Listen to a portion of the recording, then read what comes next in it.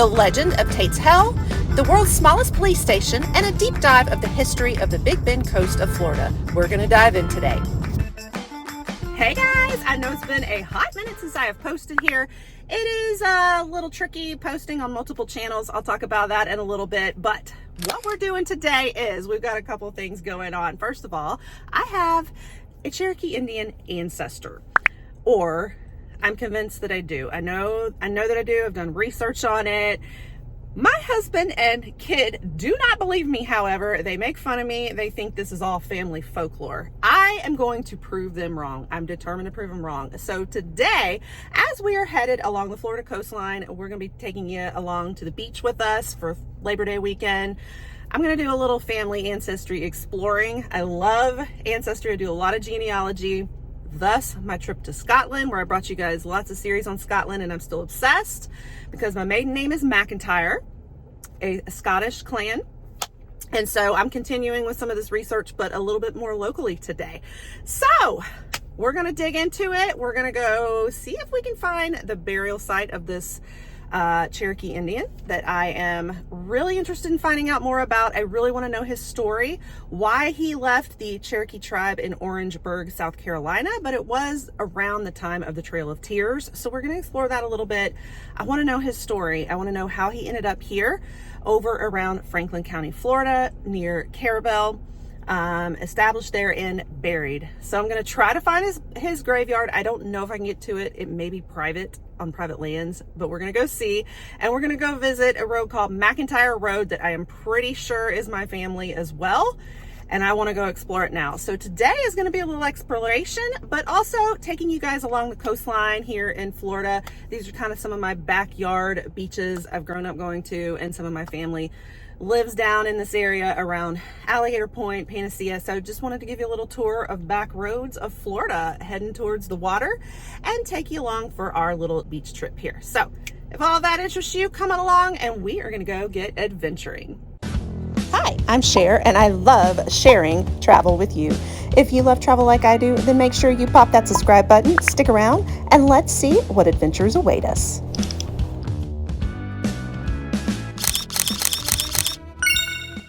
So this is McIntyre Road right here.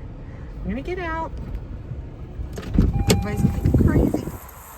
So, right at Tate's Hell, which doesn't sound too good that our family property may be right around Tate's Hell. And here is the sign, McIntyre Road right here. It is just south of the Occoquan River, which is a very popular place around Tallahassee. All right, so I'm not sure.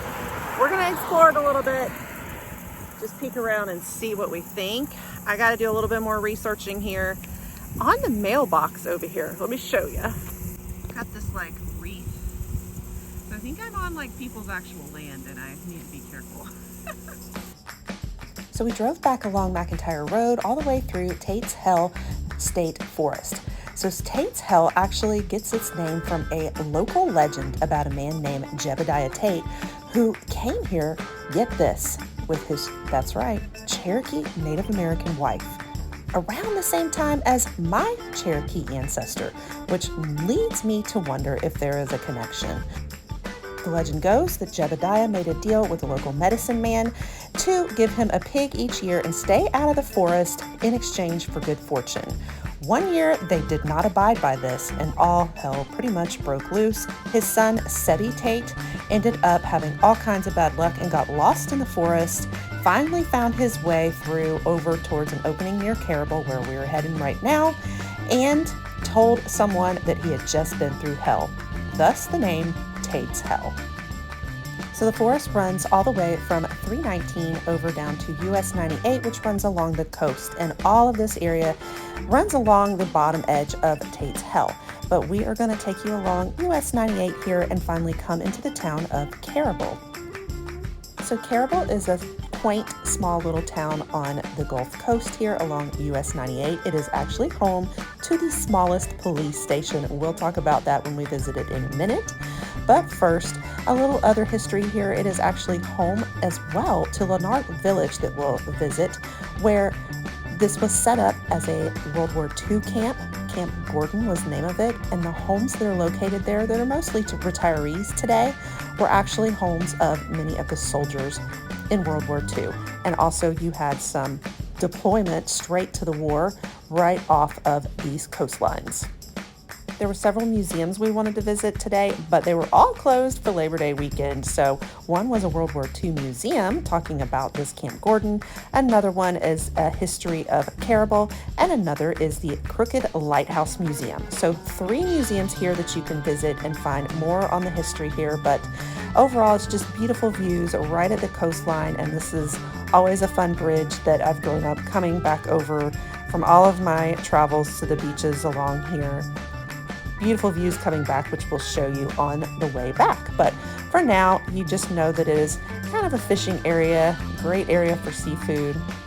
Not a lot else here though, but we did come back to the beach, which we'll take you to in a moment. But first, we're gonna head straight on to what's called St. George Island. And here are some of our beautiful scenery, the drive along the water as we make our way over to St. George. So St. George is a little island of homes, a few restaurants, and just a nice little area with sidewalks for bike paths. You have a lighthouse and just a great place where most of the families from Tallahassee come over to stay. We've come here many times. I've brought you other vlogs from here as well, like my girls trip, and I've done weddings here. Always a fun time to bring the family. And there is the lighthouse all the way across the way. So you can visit the lighthouse as well, which we will see as soon as we get off of the island. But we're just gonna go make our way all the way to the very tip of the island and head down to the state park. So we're going over to St. George State Park, where we're gonna head out and enjoy a little time at the beach. But first, we're giving you a tour, just a little ride on the back roads here. You'll find a lot of people do biking along here, lots of bike paths and lots of homes, and just a great little reprieve for the week for residents to come stay.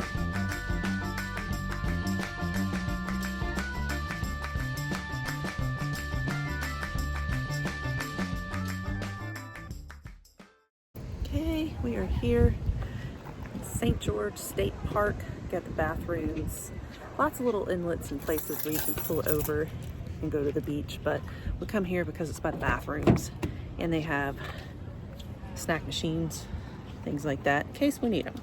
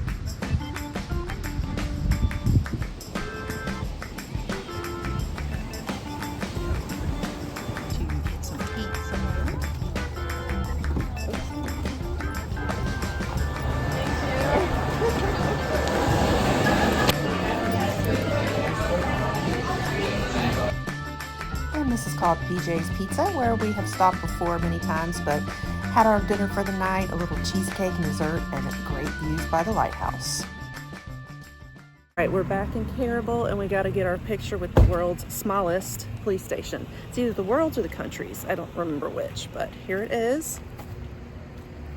There it is. World's smallest police station.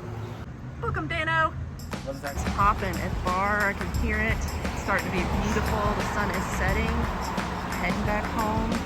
It's beautiful here. So the story behind the police station, back in the 1960s, an actual phone was just bolted to the side of a building as a police phone, but there was a lot of vandals and folks who kept making long distance calls, so they ended up making it more into a phone booth at the current location. And till this day, it's an attraction that's even been featured in Ripley's Believe It or Not.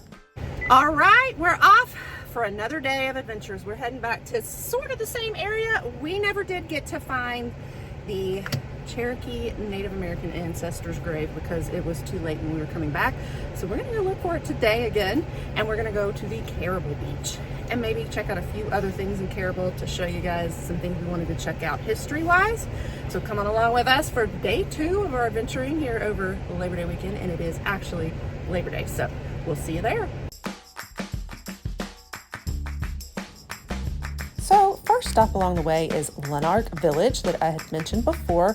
This is the World War II little camp area, but now as you see, there are a lot of just little homes and residences where a lot of retirees live. So it's actually just a neighborhood nowadays, but it is still kind of a historical area. So you can just imagine the soldiers that were living in these quarters back in the day and training as well on this property. And nearby, I wanted to also mention the town of McIntyre that is not too far from here, back at the McIntyre Road that I had mentioned before, where we had visited. This is not connecting to Caribou, but on the other side of the Tate's Hell Forest. It was a turn-of-the-century logging town that was one of the stops along the Florida-Georgia-Alabama Railway. So the railway connected all the way up through Georgia, all the way down here to Caribou. So Caribou was actually an important connecting spot to the water for the logging industry. So I found that my McIntyres were actually still in Louisiana and Mississippi at this time, so I don't know that it's mine, but I'm still trying to research and find the connection to the town of McIntyre. The old McIntyre Ferry is also buried somewhere out in the Ocklawaha Bay that you can still see till this day. All right, heart of Hell's Forest still. We are in the middle of the forest, and we are going down this dirt road, seeing if we can find this cemetery. I'm gonna hope that we're not on a wild goose chase here. Well, there's a boat landing that way. I think we're going the right way, hopefully. Okay guys, we just came here for nothing because it says there's supposed to be the cemetery right here. I am not tromping through these woods. We are like 20 miles north of Caribou in the middle of nowhere. I don't see any graves in there. It claims that the Thompson burial is right here though. So I guess he's buried somewhere in these woods, but I ain't going in there. What a bummer, but I don't understand. Like, I mean, the map shows a cemetery right here. There is no cemetery. It's maybe back in there, but we ain't doing this. So hello to my Native American ancestor. May your spirit carry me to find more about you. All right, we're gonna go to the beach now. Okay, so we just spent the rest of the day over at Caribou Beach. So this is a little public beach area. It's not very big, but it's a nice little place where you can pull up. There are bathrooms, there are picnic areas, a good little place to have a picnic at the beach. And we just figured we'd settle in here instead of going all the way to one of the other beaches and just enjoy everything that the Caribou Beach has to offer. So I'll be wrapping it up here. Make sure that you stick around. I'm going to try to post more often. I have a beauty channel as well where I stay very active and busy, and I always get confused on whether I want to continue trying to bring travel there or here, but I'm hoping to continue here. So if you want to see more in my quest for my genealogy search, you'll want to stick around here. We are going to be going to Costa Rica soon as well. I'll bring you some vlogs from there, so you don't want to miss it all. We'll be bringing you a part 2 as we do more exploring of the McIntyre Ferry, McIntyre Town, and more links to my Cherokee Native American ancestor. So if that interests you, stick around, pop that subscribe. Thanks for watching, and I'll catch you on the next one.